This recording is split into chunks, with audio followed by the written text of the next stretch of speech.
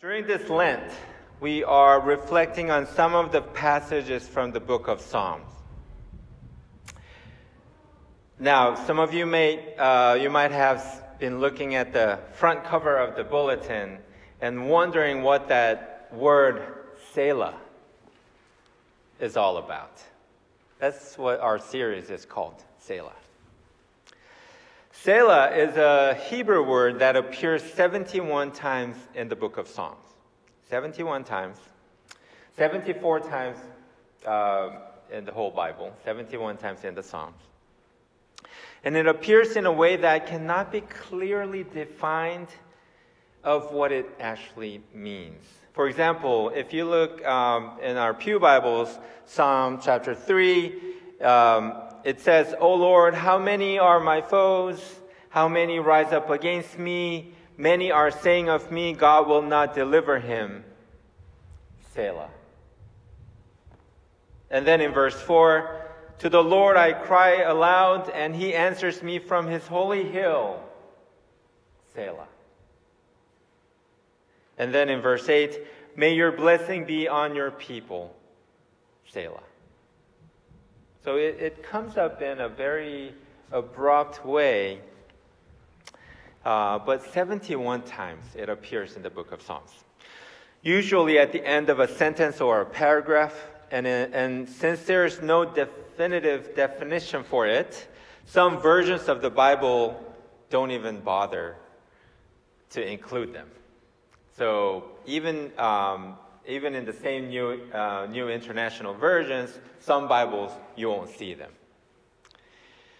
But considering that we should be reading the Psalter as a poem or a song, it has been understood as a shift. So here are the definitions of the word Selah. A shift, or a pause, or a break, or an interruption. Or hear this: exhaling, or resting from routine actions. So these are the possible definitions of what that word means. So that's what we're trying to do during Lent when we're having Selah as our worship series. Taking a pause, a break, taking a deep breath, exhale, resting from our routine activities.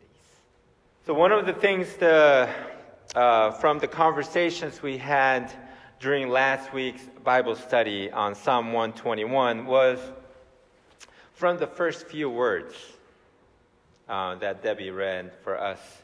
"I lift up my eyes to the mountains." I lift up my eyes. We talked about how sometimes we simply look up to the sky, right? In the middle of the day, in the middle of a challenge, in the middle of struggle to find an answer, we just simply lift up our eyes to the sky or to the mountains. I found this very interesting because during the pilgrimage to the Holy Land, one of the interesting things that I realized was that the towns in the Holy Land were located on top of the mountains, on the plateau. They were all kind of built on the hills. That was a very unique view to me because my eyes were not used to seeing that. You know, when you're driving I-89, or when we see a nice, beautiful scenery of Vermont on a calendar, or if you think about Montpelier, where it's situated, we're used to seeing a village that is nested in the lower part of the valley, where the water is, right? But the towns in Israel was on the highest points of the hills, especially the city of Jerusalem was purposefully situated on the top. There's something about the going up to the high place, both physically and in Christian theology. God is present everywhere, we know that, but yet there's something about lifting up our eyes to the mountain. I've been thinking about this question. So we have a cluster meeting of a clergy in the central Vermont area of Methodist pastors here. And we were talking about some things. And one of the things we asked ourselves, foreseeing our future, we don't know what's going to happen to the denomination and all of that. But at the same time, we were very excited about new opportunities that can come up from this time. And one of the questions that we were asking ourselves is, how are we as a church different from a nonprofit?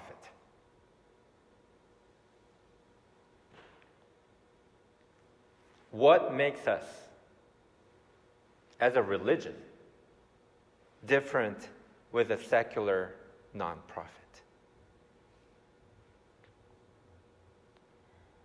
That's a question that we should ask ourselves, right?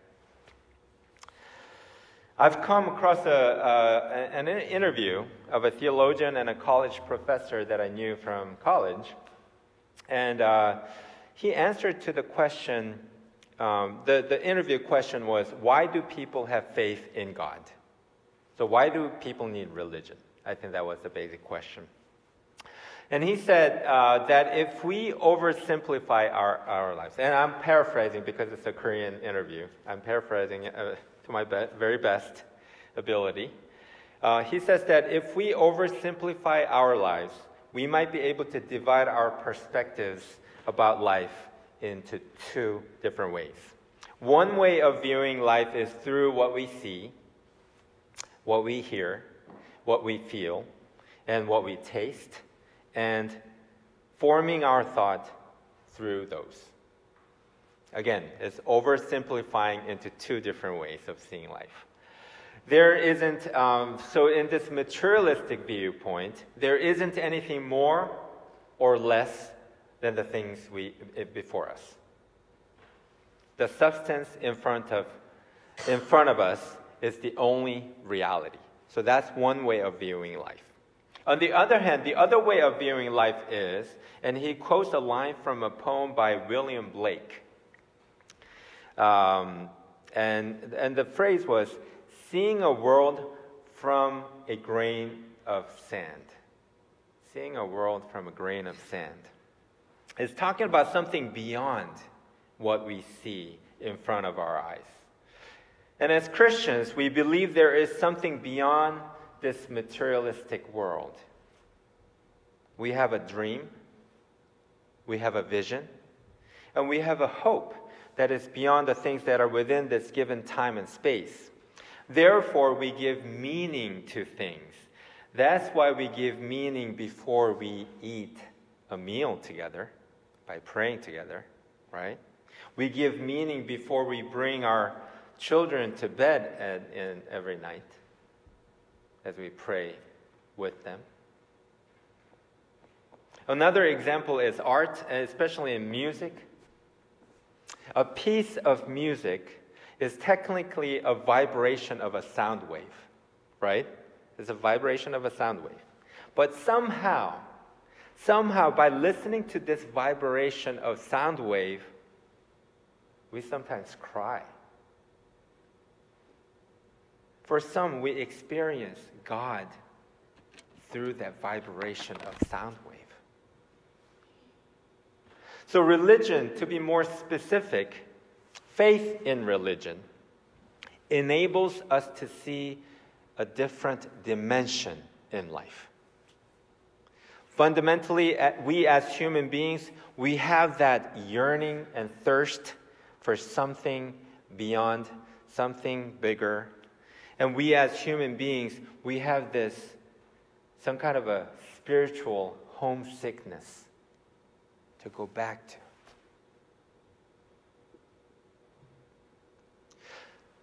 So when we climb a mountaintop, for example, and we're looking down the slope, standing on the highest point, standing before the beautiful creation, we don't think about the amount of calories that we just burnt, right? We don't think about the longitude and the latitude of where we are standing. What we think about is, on the top of the mountain, all of a sudden, we self-reflect.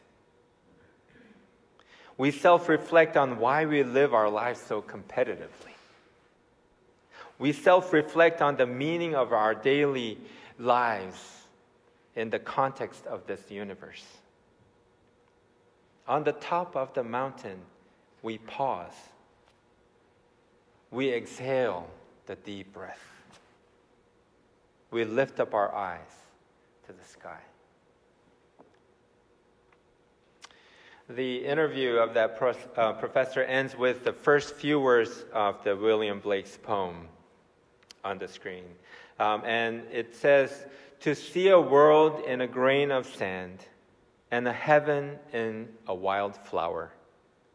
Hold infinity in the palm of your hand and eternity in an hour." So that's how the poem goes. Psalm 121 is titled as a song of ascent. And it is one of the group of psalms called the Songs of Ascent, from 120 to 134. It is also called the Pilgrim Song. And these psalms were sung during Jewish festivals as the pilgrims were on the ascent, going up the uphill road to the Jerusalem city. And the priests also sang these songs of ascent as they walk up the steps to the temple in Jerusalem. So this is a place we visit on the last day of our trip. And this part of the Jerusalem city walls were where the gates for the religious purposes were located in the past. So if you see that little building on the left that is sticking out, right? You can see, if you follow that onto the bigger wall, there is like a frame of a half door, right? Half gate, like a little roof over there. So that used to be a gate where it was used for religious purposes. So the priest will be walking up the steps towards that gate. So I have a closer look at the steps. So this is a closer look at those steps. Would you take a look at that and tell me, what do you notice? Anything unique about these steps?